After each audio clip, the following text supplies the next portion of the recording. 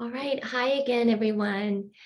Those of you who are just logging in now, welcome to today's webinar on preparing for a business or econ major at UC Berkeley. Before I jump into introductions, I wanted to touch on a few logistics regarding today's session. This is a webinar, which means we cannot hear or see you. It also means that using the raise hand feature is not an effective way to communicate with myself or my co-host. Also, the chat feature is disabled, so the best way to ask questions is to submit them through the Q&A function. We will try to get to all of your questions in the second half of the presentation during the Q&A portion, but just in case we run out of time, please feel free to reach out to your assigned FPF advisor via email. So with that, let's get to some introductions. So as mentioned on the first slide, my name is Sarah Gamboa, and I am an academic advisor in FPF. This is my third year advising in the program.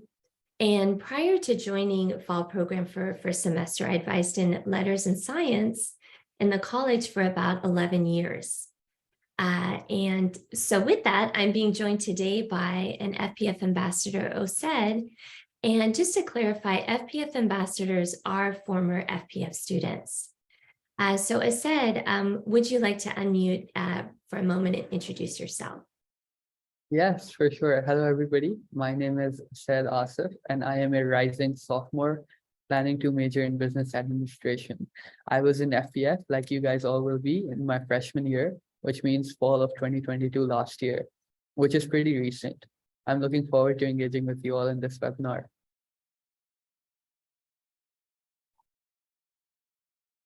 All right, thanks, Osayd.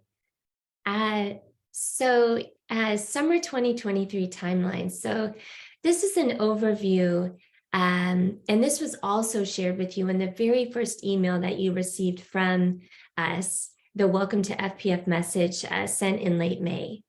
So between May 30th and June 20th, your primary focus is going to be completing Golden Bear Advising, or GBA, and the advising assignment. So there are four modules total in GBA. The third module is specific to FPF. GBA is very helpful in preparing you not just for your fall enrollments, but also in explaining LNS degree requirements and policy, in addition to how to make the most out of your time at Berkeley, your 4 years here. GBA can take anywhere between 6 to 11 hours, sometimes even more. Please take your time going through all of the information. I know it's a lot, but there's a lot of really useful and helpful information in there. If needed, you can take breaks. Your work is saved. You can come back and finish up at a later time. As a reminder, the FPF advising assignment does need to be completed by June 20th and must also be completed if you decide that you do want to meet with your assigned advisor for a 15-minute appointment. So during phase 1, which begins on July 13th, you will be able to enroll in up to 13.5 units. And just to clarify, 13 units is the minimum number of units to be considered full-time in LNS and also in FPF. The courses that you will want to prioritize during this phase are entry-level writing or the reading and composition if needed, as well as prerequisite courses for your intended major.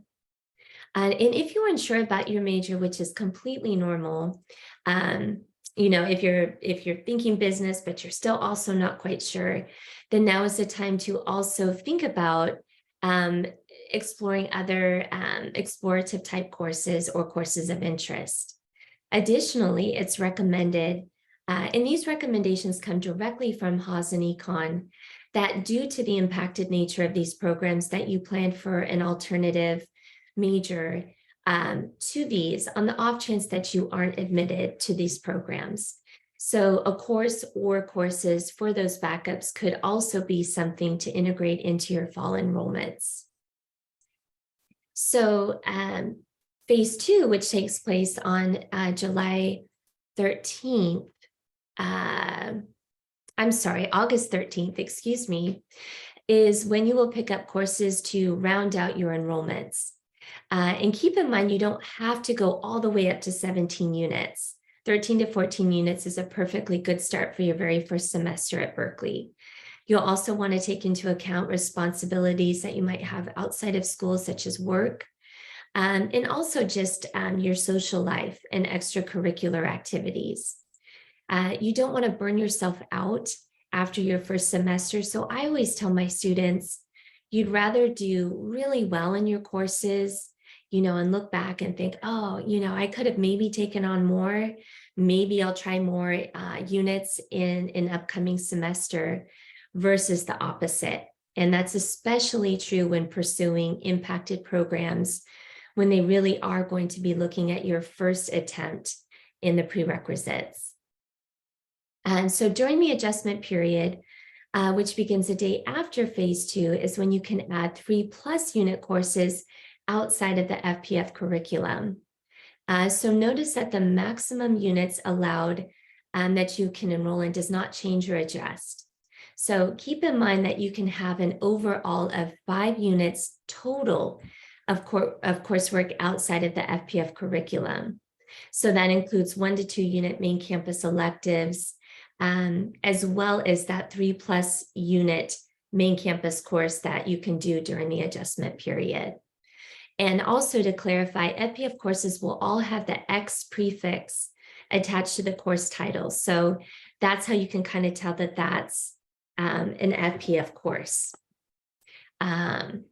All right, so let's move on to the next slide. So general degree requirements, or your general ed. So the first category here, the essential skills, this is specific to LNS, and this can potentially be covered with AP exams or other types of exam scores. Just a reminder that RNC is a priority if it is needed. Most of you will come in most likely having covered the foreign language in high school. And all of these courses in the essential skills must be completed for a letter grade. So these cannot be taken on a pass, no pass basis. So the next category, UC requirements, are requirements that are UC system-wide. And so the American History and Institution, this is typically covered with high school coursework. Entry-level writing is needed for some students that begin at Berkeley, and this can be satisfied with exam scores or passing the Berkeley Writing Assessment, or by completing the 6-unit course. And there will be one more opportunity to take the writing assessment exam, and this is coming up on Tuesday, September 12th. So this course is also a priority if it is needed, and must be completed with a letter grade. So I think there'll be a link to those exam details that we'll put in the chat here for you all if you need that. So the 7-course breadth, these are specific to LNS, and these cannot be satisfied with AP exam scores. So it has to be actual coursework, 1 course per breadth category. You can't double count a course, even if it satisfies multiple requirements. These courses can be taken on a pass, no pass basis, should you decide you want to fall back on that. And these are a great way to round out your schedule. And then finally, American Cultures is a Berkeley campus requirement. So this is specific to UC Berkeley, and this can be taken on a pass, no pass basis. American Cultures courses very often overlap with courses that can be taken to satisfy breadth. So most often, an American Cultures course will have an AC suffix attached to the end of the course title. So breadth courses, as I touched on in the prior slide, or no, I did not, actually, this is something different. So when you're applying to Haas, unfortunately, you are not able to count any of your prerequisites towards towards breadth.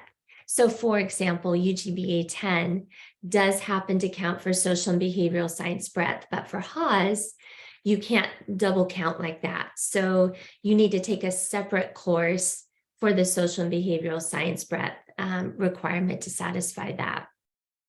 And the same goes for Econ 1. Now, however, the Econ major does allow that overlap, so you can apply those courses towards your breadth and towards the major.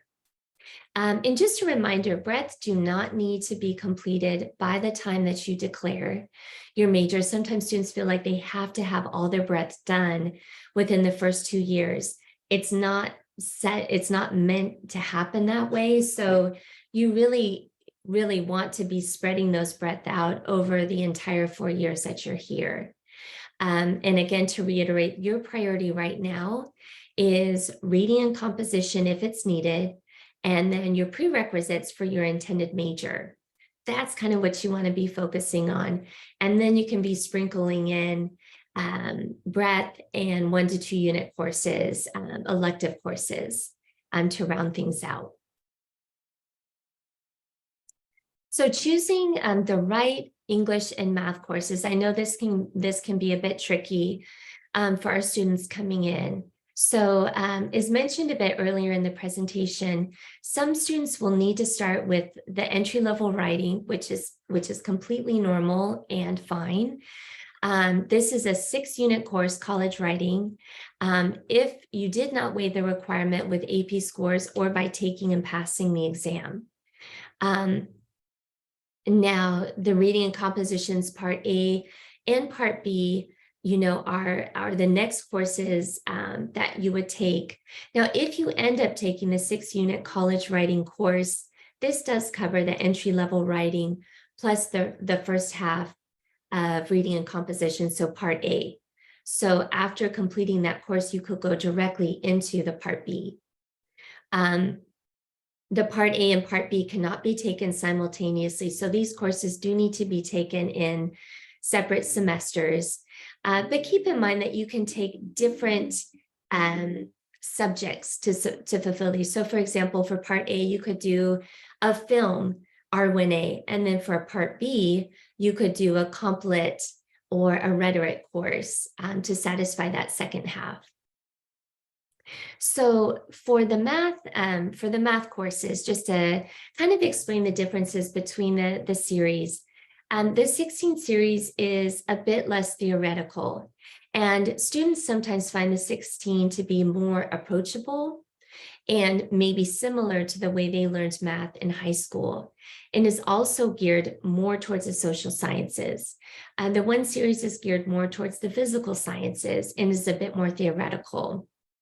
So 16 series is perfectly fine if you know for sure that you don't plan on pursuing a physical science major at Berkeley or pursuing graduate work in econ, because I'm pretty certain that they do want the 1 series for that. But with all that said, if you're still a bit unsure about how to select the right calculus level at Berkeley, there are some helpful links that I think Osayd might have just put in the chat. We do have a calculus diagnostic exam that can kind of assess the appropriate level for you for calculus. And then also we have an archive of sample, final, and midterm exams for the various math courses at Berkeley. So you can kind of get a sense of like, oh, I came in with APs that cover the first half of calculus, so I'm ready for the second half. However, because of the way math is taught at Berkeley, you might want to take a moment to review the exam for the first half to ensure that that looks like review for you. And then you're not getting into something that maybe is a bit more, I don't want to say advanced, but something that you're not quite ready for. So it can't hurt to take a quick look at those. Okay, so creating a balanced schedules. So prerequisites for an alternative or backup major are highly recommended when you are pursuing a restricted or high demand major or program. So keep in mind that a balanced schedule can look quite different than your peer. It can come together lots of different ways. And so the main takeaway here, I'd say, is not overloading yourself with units and not stacking reading and writing intensive courses or stacking very technical courses together. You really want to have a balance of those types of courses.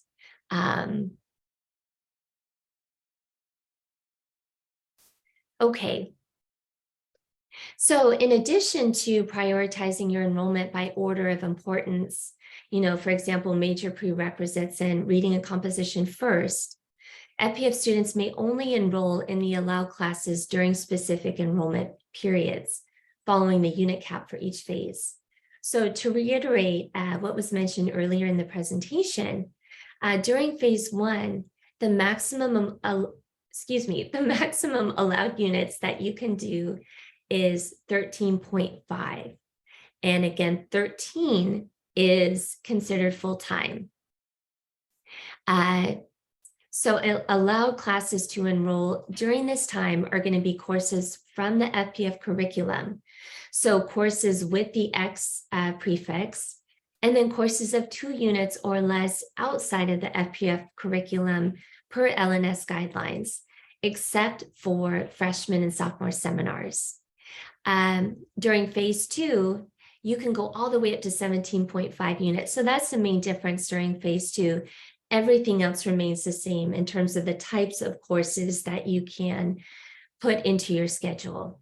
It's during the adjustment period, which comes up the day after phase 2, that you can then add courses, non-FPF courses of 3+ units into your schedule, in addition to the other conditions from the first 2 phases, which is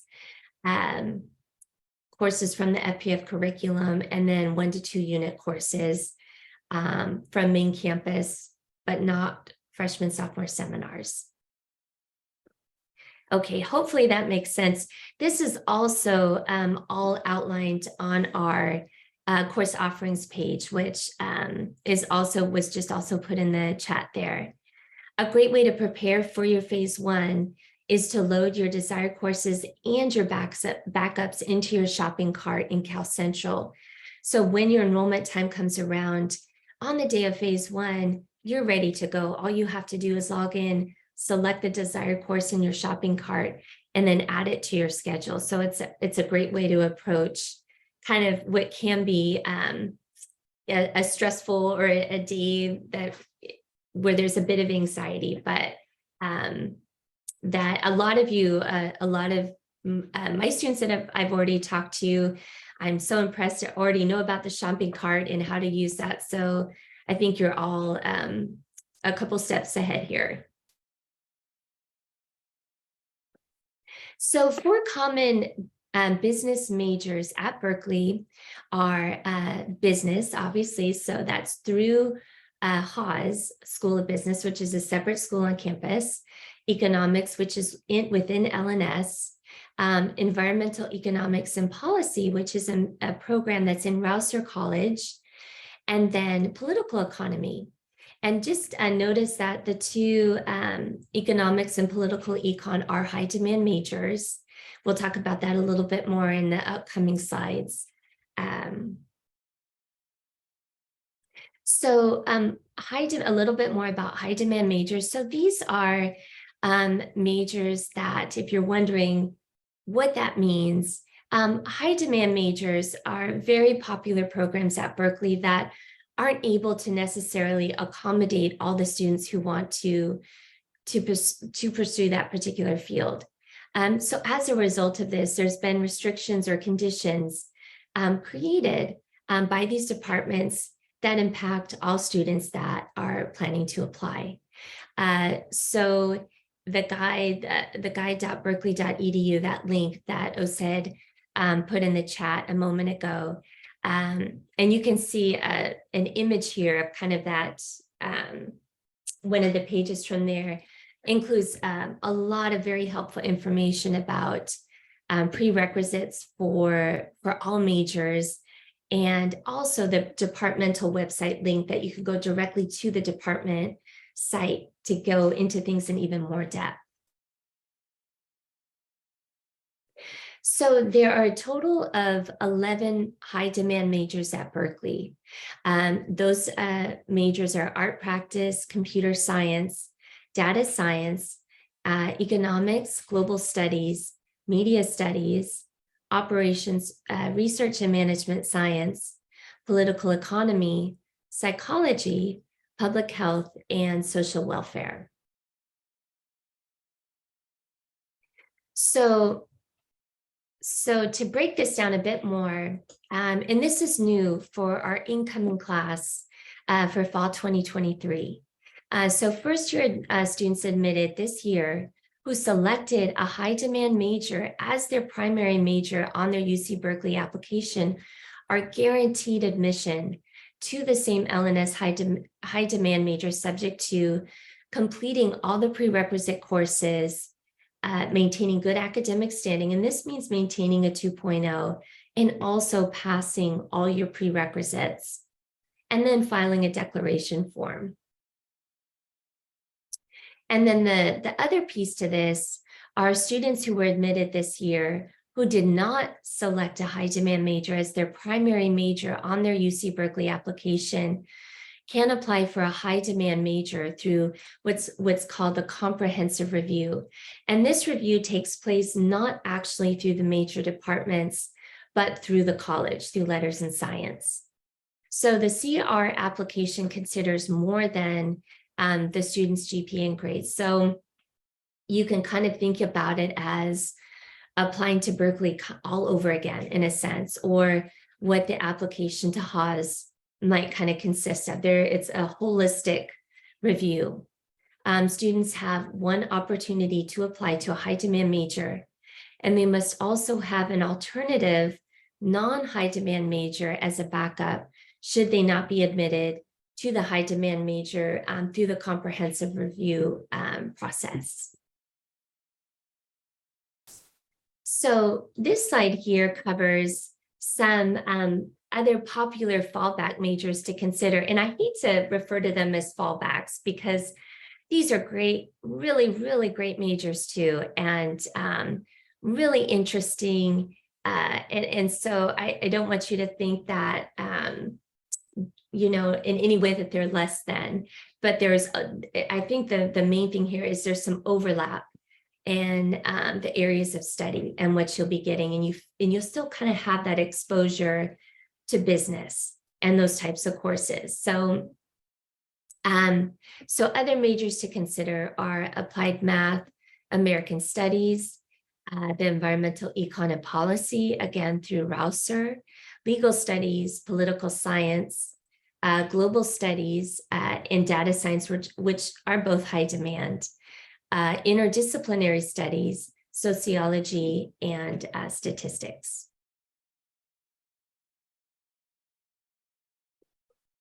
So here is the criteria to apply to Haas. And of course, this is a general overview. So the website, the Haas website will go into more detail. And they also offer pre-admission advising. So there's some really great resources and tools to take advantage as an incoming frosh to help prepare you. So to reiterate, this is a holistic application. So again, it's kind of like an application to Berkeley all over again. Applicants also have the opportunity when applying to Haas to submit a video interview along with their application. This is not required, but it is strongly encouraged. And some statistics to share regarding the most recently admitted class to Haas. So the undergraduate class entering fall 2022, they received 552 applications from students who began at Berkeley as frosh. And of those 552, 242 were admitted. And the average GPA of those applying was a 3.77. So some of the things they're going to be looking for in this application review is consistency and impact in extracurricular activities. So I think joining a club or organization and sticking with it, you know, and perhaps even taking on a role in that club. So instead of joining multiple clubs, maybe focusing on just one and seeing how you might be able to participate, you know, at a higher level and take on an active role.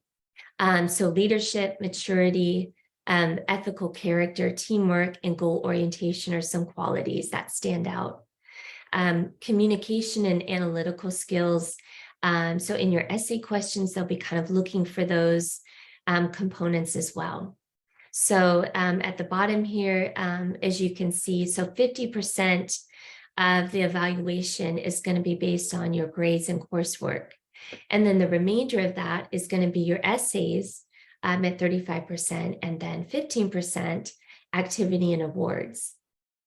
And they're not really going to be considering your high school extracurriculars and achievements. So it's the primary focus is going to be on post high school. So once you've arrived to Berkeley.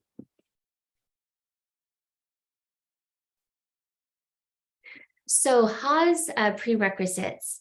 So you can see here, there's not a lot. And you definitely have time to spread these out. And that is recommended from Haas, from the advisors there in the program. So you have your reading and composition parts A and B.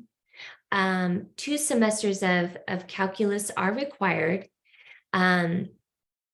If you happen to come in with AP exam scores for the math, just so you know, Haas requires at minimum 1 semester of calculus or higher level math to be completed there on campus. And then your UGBA 10, your intro to business, Econ 1, you can do, or Econ 2. So the difference between those two is Econ 2 is more recommended, I'd say, if you plan to pursue an econ major. So that's more in depth, goes more into depth into econ, where 1 is, I think, going to kind of geared towards maybe a little bit more towards both. So something to keep in mind is once you are at UC Berkeley, all the prerequisites must be completed on campus once you get here. So it's okay if you've got something in progress this summer that is a prerequisite at community college. Haas will accept that. So more on AP exam scores, those are accepted for most prerequisite courses with the exception of stats and UGBA 10. And I can see here that Osayd included the chats, or I'm sorry, the links in the chat for some more details from the Haas site about admissions and important dates, and then the application process.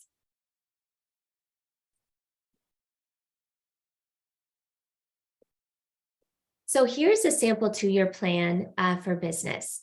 And you can see here that the prerequisites are spread out. It's not recommended to stack them. I know it's tempting. And I can tell you in my time working at Berkeley, over the years, students are like, they want to put the business and the calculus and the stats.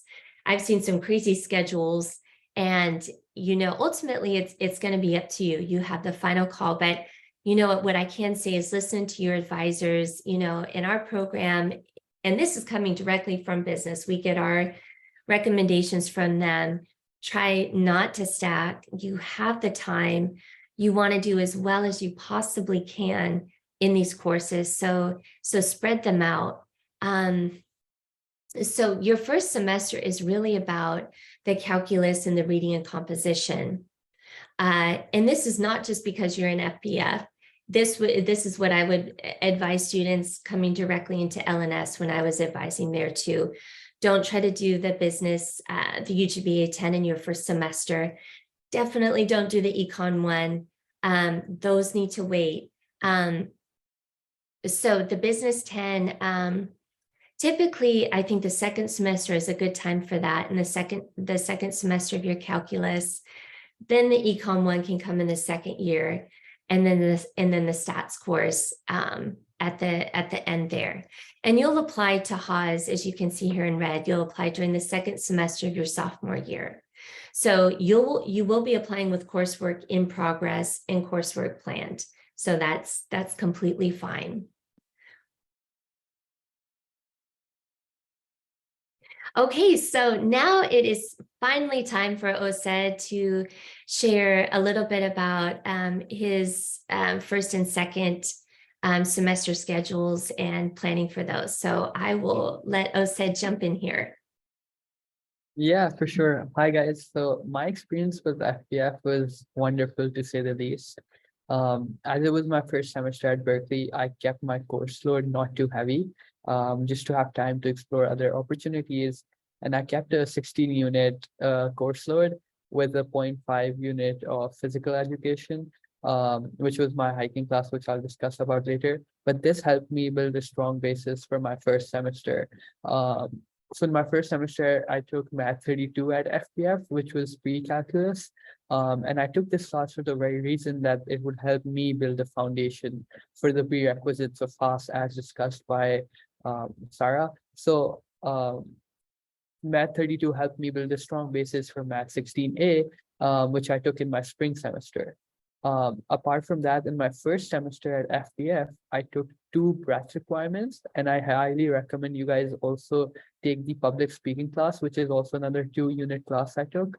The professor is amazing, and you guys get a lot of outside classroom experience. With that, I also took a DCAT in my first semester, just to get a class on campus and have the campus vibe around me and interact with other students. And then last and finally, I took the physical education class, as you can see, which was the hiking class, and I've attached a picture for you guys to see, which was every Friday. And the best part about FPF was that there were no classes on Friday. So I utilized my Friday that way, by going to hikes in nearby areas and nearby trails, with my class about having like 25 to 30 people. And it was a great time to just explore the Bay Area and hike around campus. But next semester on main campus, I mostly took the required classes, and I took an entrepreneurship class, which was amazing. And I highly recommend you guys also take that. In spring, as I needed to meet my Haas requirements, so I took Math 16A. I took Theater R1A, which was equivalent to English R1A. And as Sarah mentioned, that you guys can take other classes such as Swim R1A or Theater R1A. I highly recommend you guys check these things out. And then I took UGBA 10 in my next semester. Gratefully, I didn't have to take Econ 1 because I had transfer credits from A levels for that. But overall, my suggestion to you guys would be to keep your course load a little lighter in your first semester and build a strong foundation for your upcoming semesters.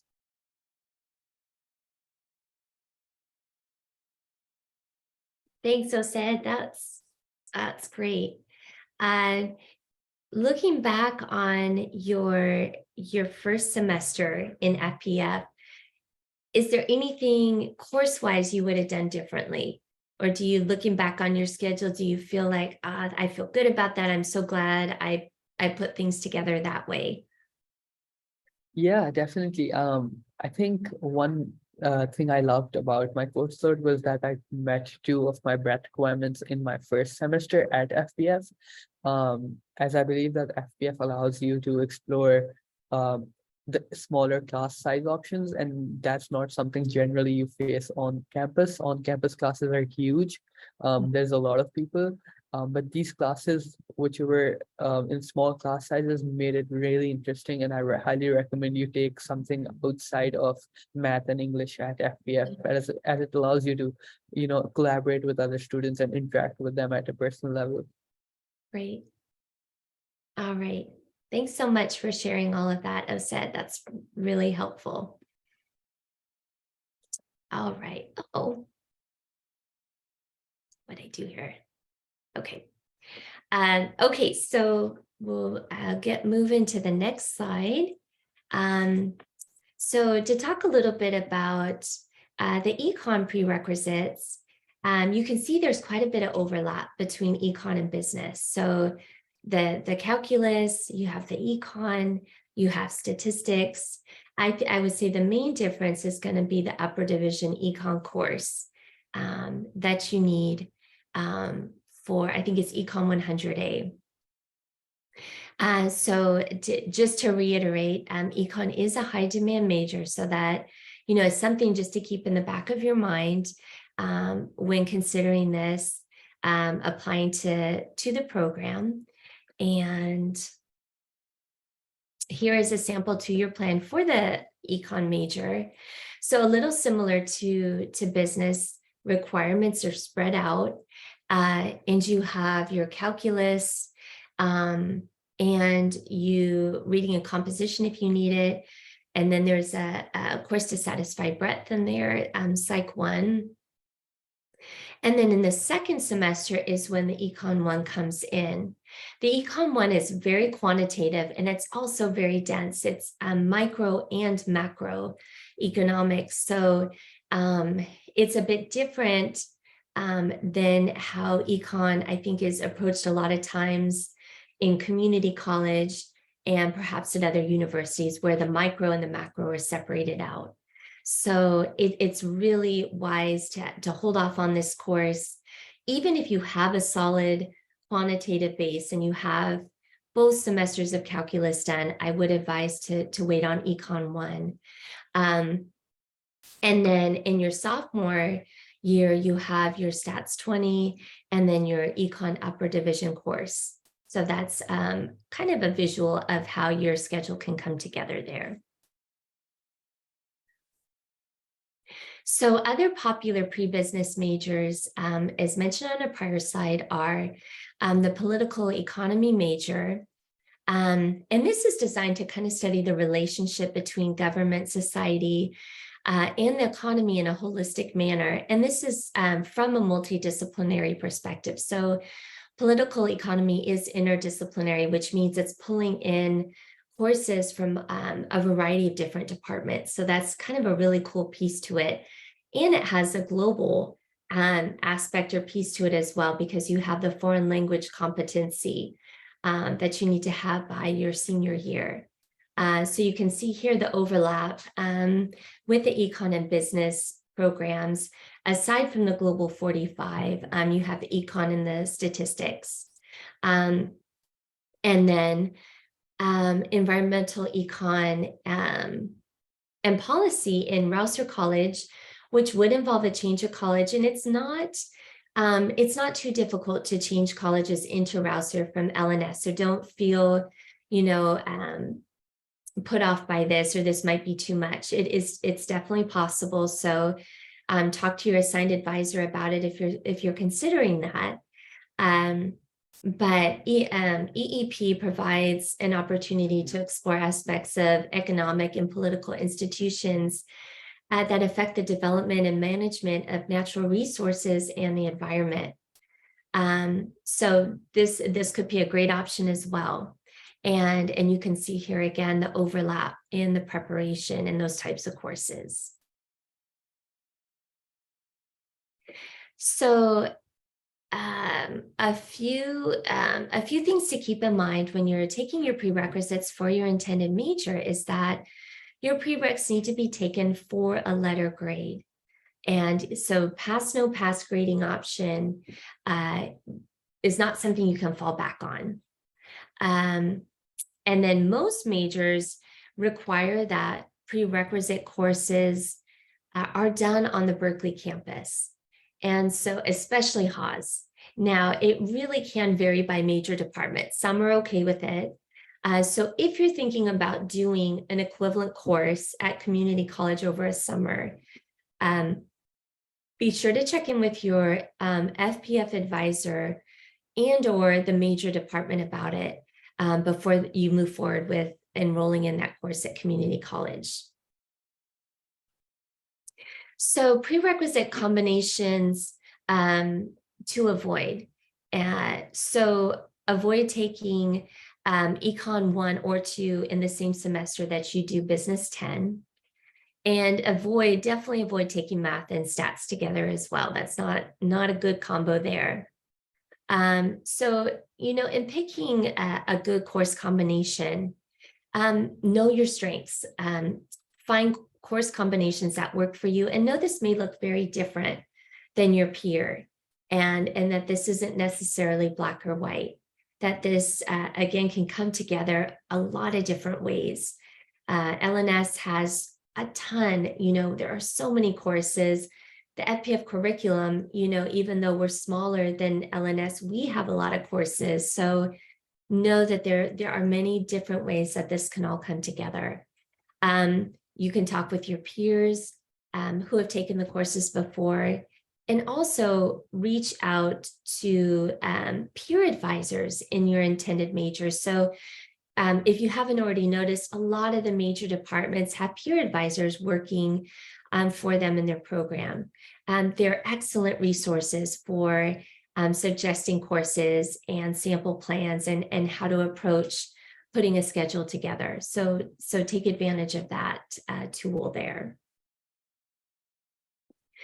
So students, I hear this a lot. When a course doesn't count, students are often worried about wasting their time. And what about if I take a course that doesn't count for anything at Berkeley? So, as in it won't satisfy a breadth or a different general ed or a major prerequisite. So most likely prerequisites for any major will fulfill breadth. And if a course helps you explore a major and find what you're passionate about, that's not a waste of time. Keep in mind you're progressing, that is taking you somewhere. And take things for fun. It's really important to have balance in your schedule. And you've worked so hard to get here, especially in your first semester, give yourself a little bit of a break and, make sure you weave in a course of interest and something that you really look forward to doing.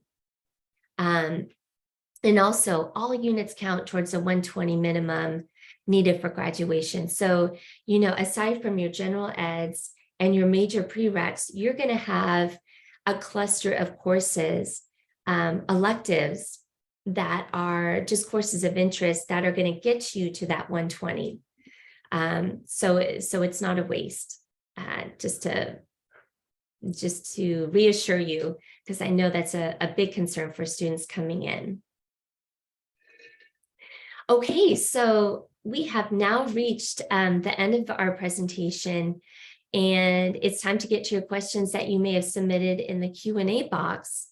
So I'm going to start to read those out. If for some reason we don't get to all your questions, again, please feel free to reach out to your FPF advisor and follow up your question there, and they can answer it in the summer advising sessions or via email. Okay, so the first question here, good evening, what courses and major pathways are suitable for transferring into Haas? So I think this was sent at the very beginning of the webinar, and that information was touched on throughout the webinar. So all students come in undeclared. Just to clarify, no student comes in, even if you indicated a high demand major on your application, you are still undeclared coming into LNS. So hopefully through the webinar, you got some good ideas about some options for you in pursuing Haas. So moving on to the next question here. Hello, I am a freshman and admitted to the College of Letters and Science. Is it possible to double in business as well as bioengineering? So when you do a double between two different schools and colleges, it's called a simultaneous degree. So I know that we have students from LNS that will do a major in LNS and in Haas. So that is possible, but I can't speak to bioengineering because that is in the College of Engineering. So if you were admitted into LNS, yeah, I don't know if it's something where you would be admitted to Haas and then you would look into adding that program in engineering. But what you might want to do is reach out directly to engineering and to Haas and check in with them about that. That's a good question. How many people will have to sign off on the declaration process when you double or even triple? So when you double, it's going to be advisors. It's going to be advisors in each of the colleges that are, it's going to be multiple advisors. And, you know, I don't, in FPF, we're not really working on that end of it.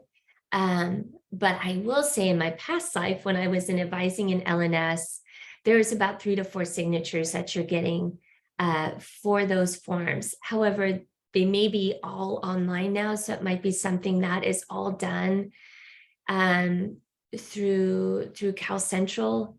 So, but they do have it streamlined as much as possible. That would be something to follow up on definitely as you progress in LNS.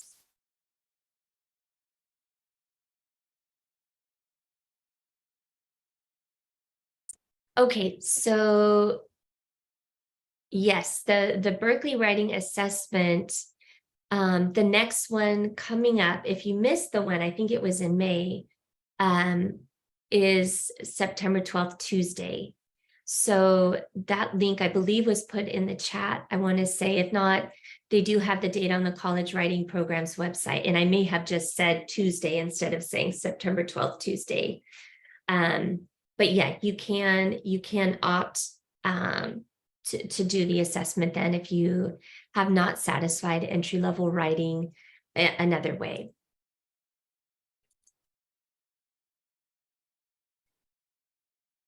So the next question here is, can we attend the pre-Haas advising right now or only starting in August?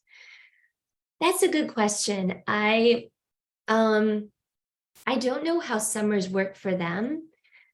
You could always attempt checking in with them, but I know definitely beginning in August in fall moving forward, you do have access to advising in Haas. You know what, in Osayd, do you want to, is there anything you can add to that? Did you ever try to reach out to someone there?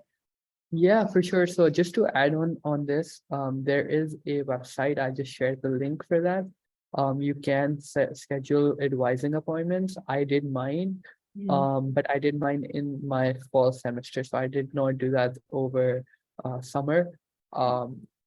However, you can always go on the link provided and look for availabilities. There are some availabilities open for July, so feel free to schedule if you need. Okay. Okay, thank you. Yeah. And worst case scenario, if they're not yet meeting with new incoming fresh, they may just say, hey, you got to wait and schedule a little bit later once the fall semester begins. So the next question is, so for phase 1, okay, that one got answered. Oh no, here we go.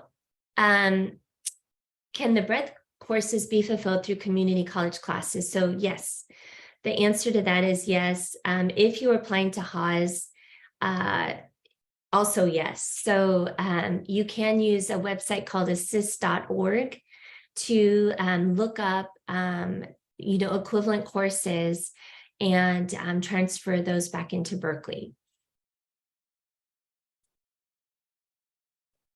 The next question is, so for phase 1, can you only register in 13.5 units?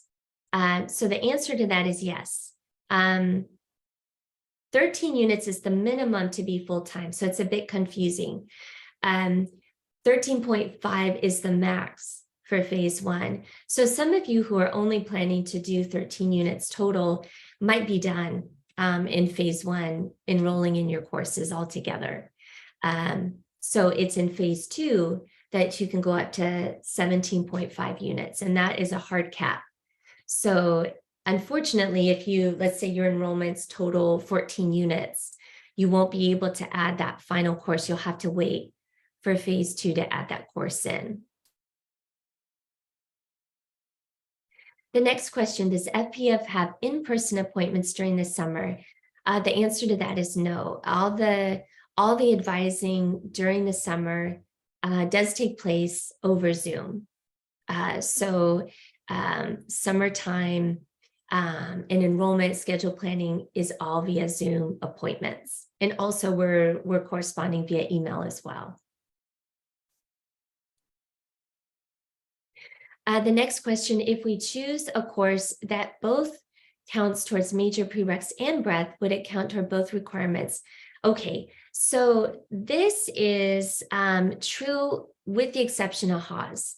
So you can count, for example, for Econ, you can count Econ 1 towards a social and behavioral science breadth. So you can count it for both. You don't get double units, but you do satisfy both requirements. For Haas, that is not the case. So you must take separate courses to satisfy those particular breadth categories. Okay, the next question. I am interested in taking both Philosophy 3 and English R1A, but since the classes are heavily based on writing, I'm not sure. Okay, this is a great question. Yes, so the philosophy courses do tend to be more reading and writing intensive. I would recommend, my opinion is having at least the first half of reading and composition completed prior to jumping into a philosophy course. Osayd, did you have something you wanted to add here? Oh, I did not take Philosophy 3 or English R1A. Okay. I took Theater R1 in my second semester. Okay. But I would definitely recommend to take a fun class, which is more towards something that you're interested towards. For example, I was interested towards world cultures and geography, so I took XGeo4. And it was a class where you had opportunities to present with your class, make a presentation, work on a research paper. So if that's something you're leaning towards, I would definitely recommend that class. Okay. Okay. Yeah, but really take a look at the course description and the recommendations. I think that there's a reason that those are there. But I do know that the philosophy courses are reading and writing intensive. One way to approach it is you could always sign up for it and go the first day and kind of get a sense of what it's about and have a backup course in your schedule. And if the philosophy course if it feels a little bit too much, just drop it. A different option is if you don't plan to major in philosophy, you can always fall back on the pass, no pass grading option if it turns out to be a little bit more complicated or heavy in writing than you hoped. Okay, so can an American culture course fulfill a 7-course breadth requirement? That is correct. So a lot of the American cultures courses overlap with breadth. So for example, historical studies breadth, social and behavioral sciences, I think particularly those two breadth categories very often overlap with AC. So, and you can count the course for both. So that is okay to do. And then the final question, the earliest you can apply to Rouser, I would say, I think that they want to see that all your major prereqs are done. So you can't just switch over there without that preparation completed. So if you come in with a lot of preparation done, then it could potentially be within your second semester, maybe. I think they want to see at least one semester on the Berkeley campus. But you can always talk about that with your advisor in your summer session, and they can share with you some links about change of college and how that works. And I don't know, you may be able to switch back into LNS after that, as long as there's enough time for you to finish out a major in LNS and it's at least one semester prior to when you intend to graduate, I am pretty sure that you could potentially switch back in. Okay, what clubs or extracurriculars stand out when applying to Haas? Ooh, Osayd, you want to tackle that one? Yeah, for sure. So my first year at Berkeley, I learned a lot about people applying to Haas, my seniors especially. So there are some clubs called the Haas sponsored organizations. Those definitely, I think, stand out in your application because Haas is directly working with them. The Haas student government especially works with them. I also would recommend being part of HSBA, which is the Haas Student or Government Organization.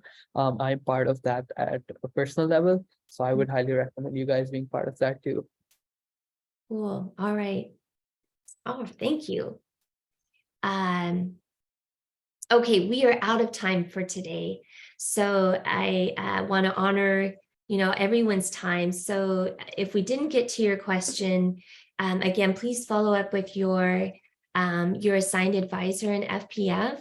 Keep in mind, there's 2 more webinars coming up. Tomorrow is pre-health sciences, pre-med, and then Thursday is major exploration. So you can gather some really good information, from the different webinars. Both are 4 to 5. So, check those out. Also, a recording of today's webinar and tomorrow and Thursdays will be posted in our YouTube channel, most likely next week, if you want to refer back to that. So thank you everyone for joining us today. Take care, and we'll hope to see you soon. Bye. Bye, everybody.